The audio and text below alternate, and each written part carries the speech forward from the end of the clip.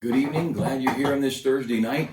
And tonight and tomorrow night, we're wrapping up some lessons in the church. We could spend forever on it, I guess, if I was smart enough. But church history is typically, you could find volumes of books on church history. The problem is most of them would be Catholic history and Protestant history, and not the church that the Bible talks about, not the church Christ started. And people can differ with that all they want. But since I'm the only one in the room and I'm doing the video, then I get to decide what we do. And so we've been talking about the differences in these nights. And so if you want to find a Bible and look at 1 Timothy, or maybe you just want to scribble a note or two if something pops up in your head, that we've talked about from the time of Christ, how it worked its way through all these stories, all these churches, all these events and circumstances that began to cause the splits. And typically the splits off were getting better. And they realized there's error, and they would pull off and try and do a little better. And now the Baptists, the Baptists had their share of splits along the way. A couple of nights ago, we talked about that, as well as in America. Where do we get the American Baptists in the North and the Southern Baptists? And then where do we get the General Association of Regular Baptists and the Conservative Baptists? And there's all kinds of Baptists. And there's Free Will Baptists, and there's all kinds of people. But and many of those people they just love God and they love the book, and the main things we would all agree on, but maybe there's some style or way we do certain things. But this evening and tomorrow, I'm going to take a little time and go through Timothy. It's called the pastoral epistles, 1st and 2nd Timothy and Titus. Those three books are written to Timothy and Titus, who are pastoring. And Paul emphasized how to get the church, how to set it up, how to organize it, how to run it. And so we're going to draw out some quick lessons on these tonight and tomorrow night. So I'm just going to wander through. There's no way I'm going to be exhaustive at all in these. And many years ago, I taught college classes on these. And someone said, "Oh, you ought to put that in a book." And I think it's 300 pages written on the pastoral epistles, and it's all still sitting on my computer. It's been there for 20 years. Anyway, probably too old a program for the computer to open up. But it's good for me to write because it helps me learn. Whether anybody reads it or not is another story. Now, in 1 Timothy chapter 1, the whole chapter, for the most part, is talking about Timothy. He's a young man, and he's been put in a position of leadership, a bunch of new converts. And basically, 1 Timothy is Paul saying to Timothy, I want you to organize this, and it's your job. You're the one in charge, and you're the one that has to make the decisions. And in 1 Timothy, chapter 1, verse 7, he talks about people desiring to be teachers who understand neither what they say nor whereof they affirm. And Paul, in this first chapter, he's saying, Timothy, you've got to decide who can teach and who can't.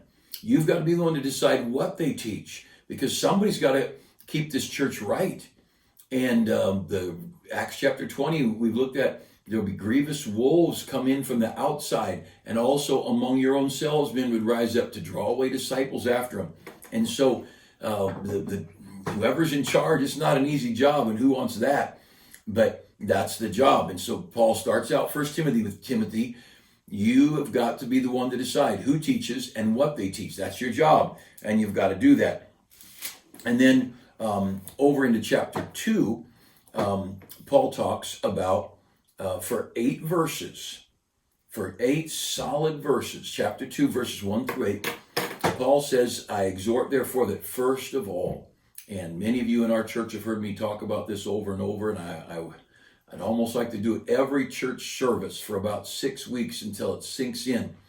But the first thing Paul told Timothy to teach the men is to pray, that the men need to develop a prayer life.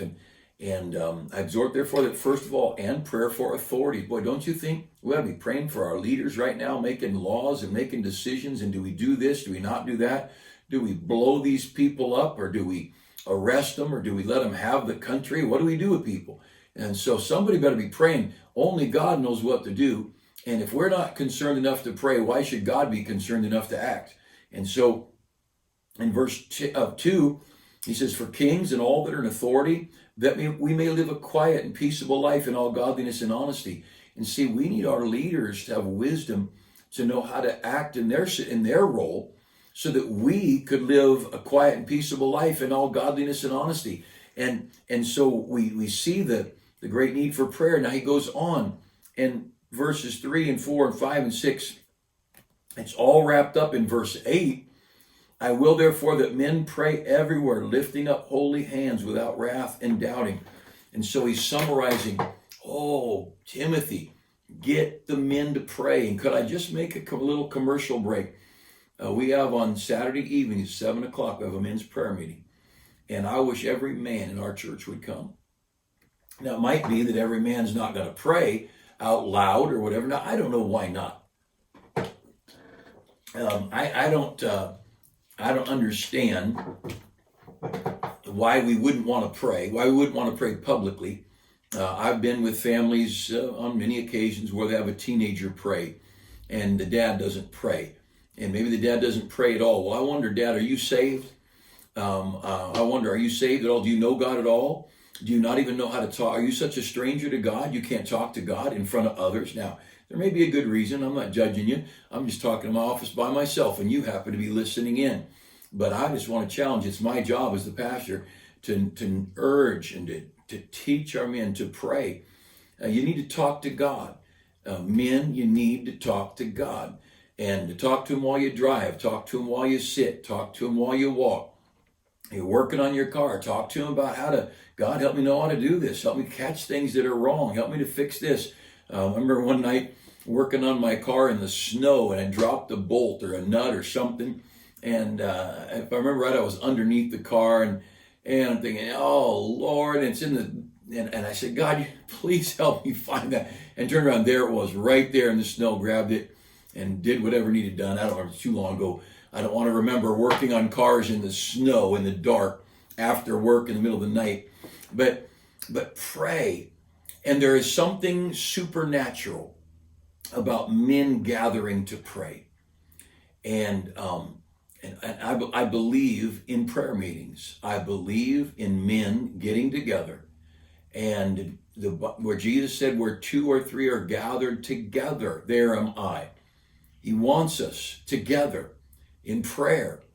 And he speaks of that in the Gospels. And that is, Paul said, first of all, Timothy, you need to figure out who's in charge, and that's you. Secondly, Timothy, you got to get the men to pray. And we're talking about how do we create the kind of church God wants us to have. Well, it doesn't matter how much money or what buildings or what cars or whatever. It matters, are the men praying? I remember meeting with, 6 men or so. We'd been 3 weeks. So our church had been meeting for about 3 weeks. And there was a building we were looking at off of Clinton Keith Road. And I got an okay from the owner to walk some of our men through. And there's one teenage boy and his dad, and then 3 or 4 or 5 other men.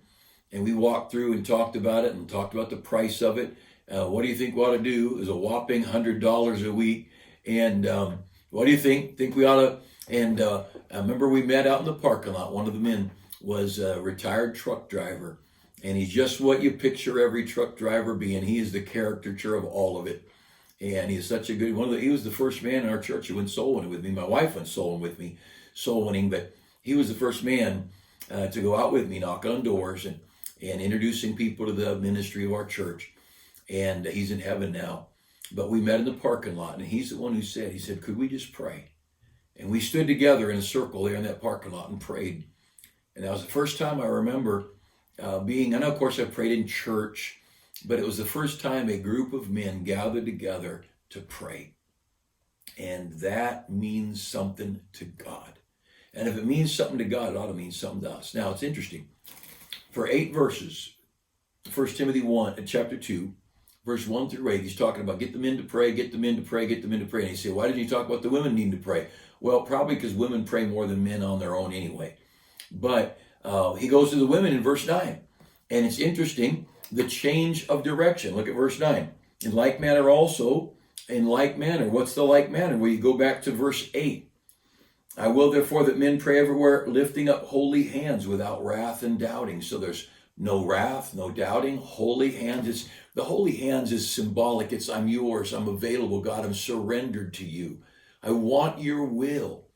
The waving of hands is symbolic of the heave offerings in the Old Testament, wave offerings of praise to God, thanksgiving to God, and nothing wrong with uplifted hands. But here he's saying holy hands, meaning I'm surrendered. I want your will, God. We seek your help here, without wrath and without doubting. And so lifting up holy hands without wrath and doubting. In like manner, verse 9 says, in like manner also what? That the women adorn themselves in modest apparel. Isn't that something?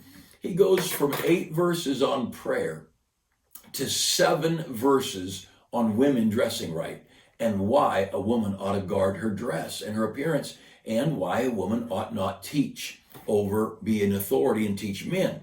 And so he's got the role of men in prayer.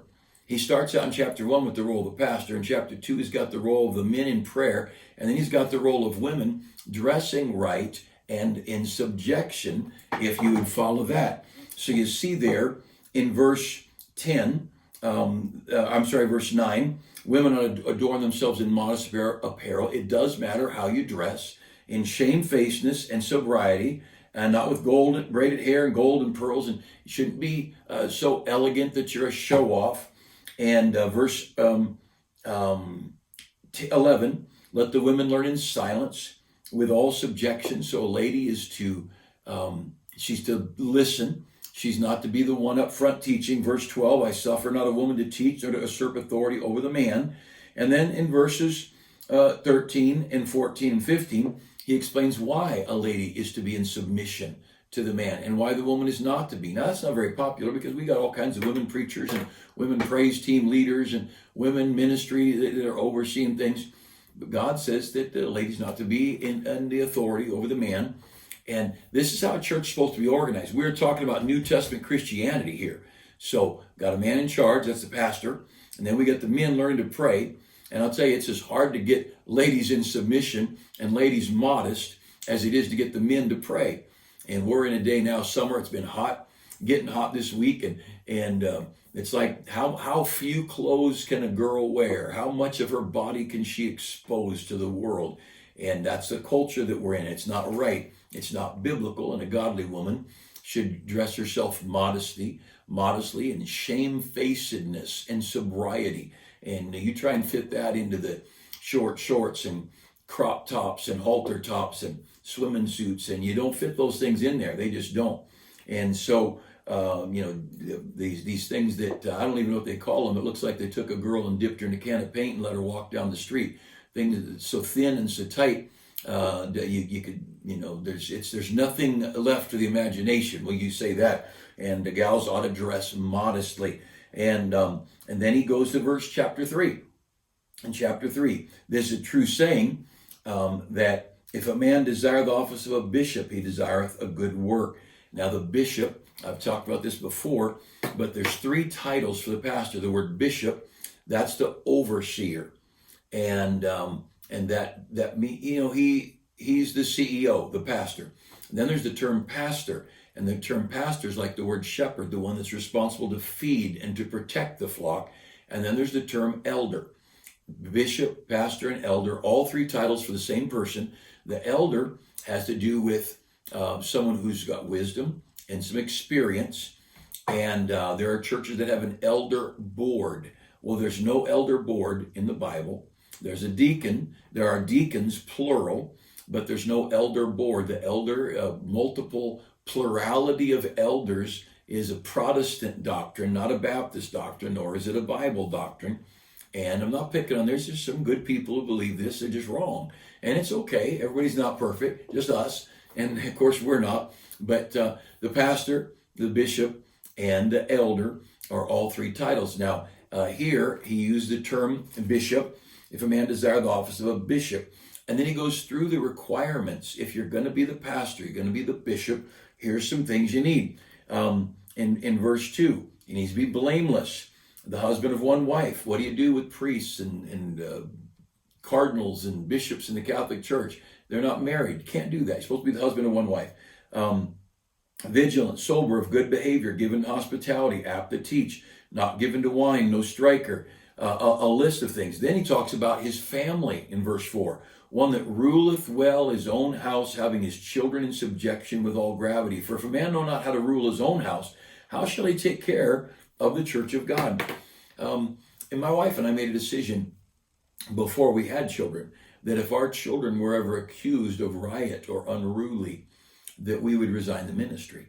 Now that was just a given, and that was before we had kids. So it's the best time to make decisions is when you don't have them, and but we weren't going to try and pretend I could pastor a church while I couldn't lead my children.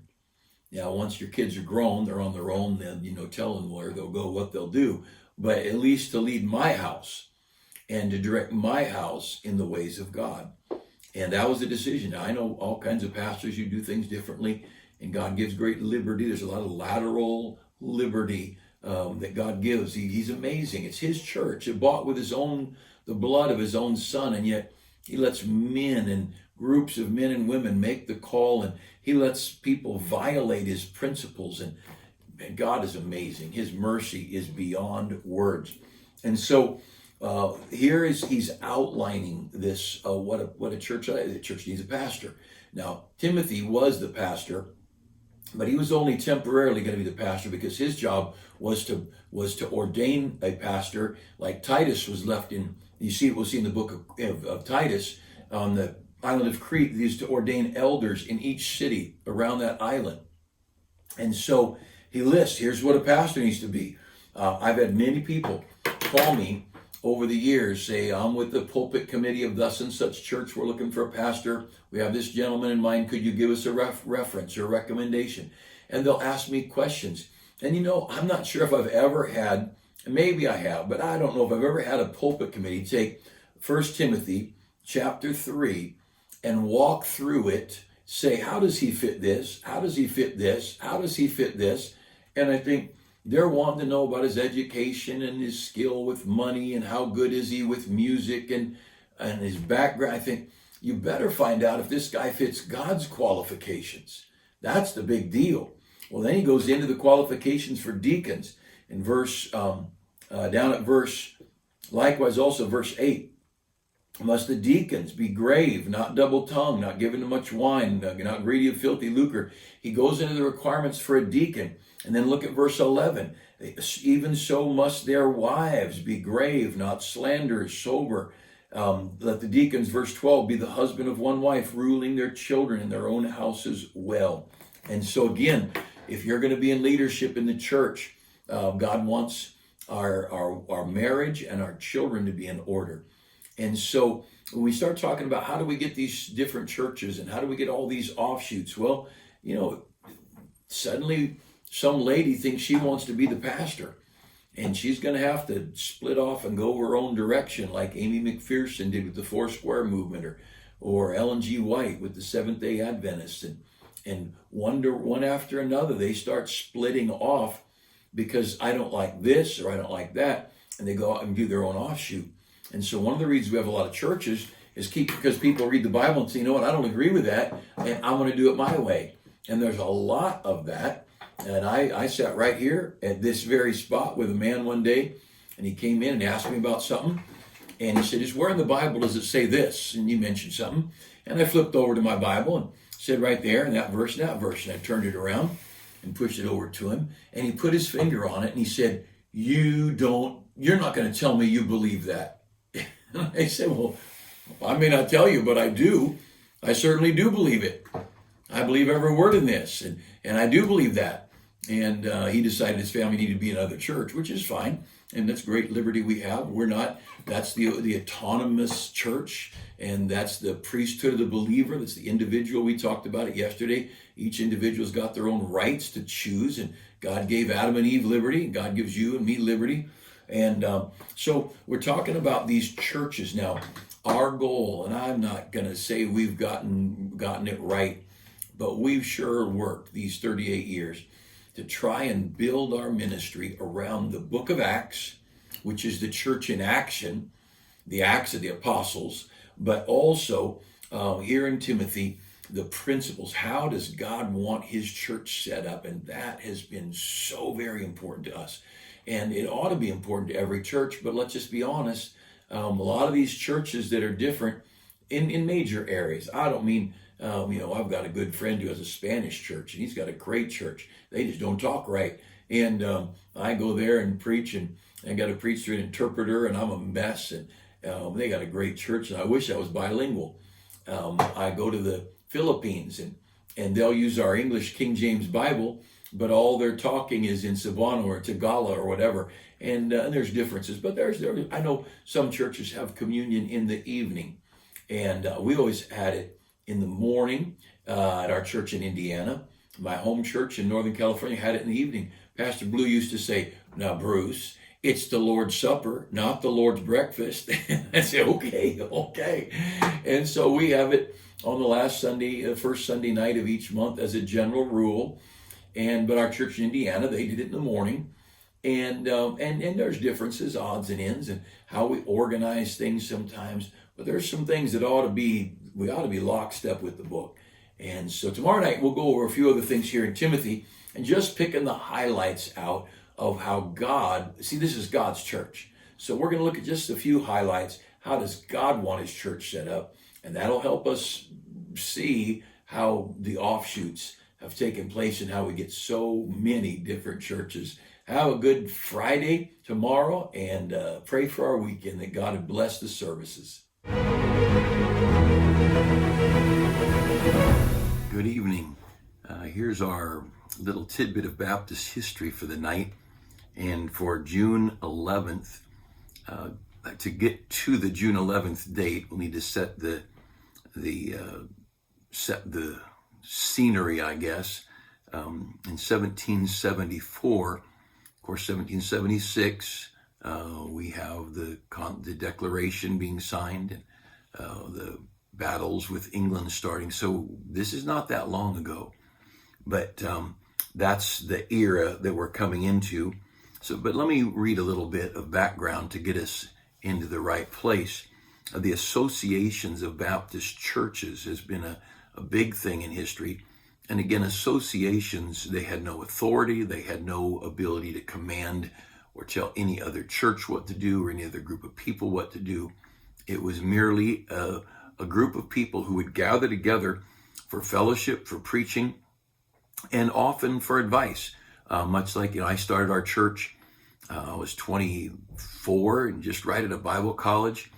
And there was a group of Baptist preachers that would gather up in Santa Clara with Pastor Treber each September, I believe, back then. And then the third week in March, a group of preachers, large group of preachers, would gather in Hammond, Indiana with Dr. Jack Hiles and the pastor's school. And those are associations, very loose associations. These were a little bit more formal. These would have a budget, and these would have somebody in charge that was elected. It might trade from year to year. When the particular Baptists of England wished to establish a doctrinal statement in 1689, so we're going back a little further, they called for a general assembly and invited over 100 churches and requested that each church send 2 representatives. The assembly strongly maintained the independency of the local church, but the association was only there to give advice and to answer questions. Quote, "Our whole intendment is to be helpers together of one another by way of counsel and advice in right understanding, and that perfect rule which our Lord Jesus, the Bishop of our souls, has thereby prescribed." And so these associations, it was hard to be a Baptist very long without getting your head chopped off or burned at the stake or whatever. And so here we find ourselves in the late 1600s, and there was beginning to be a little bit more freedom. The separate Baptists in Virginia, they had divided into 2 associations just because of convenience geographically.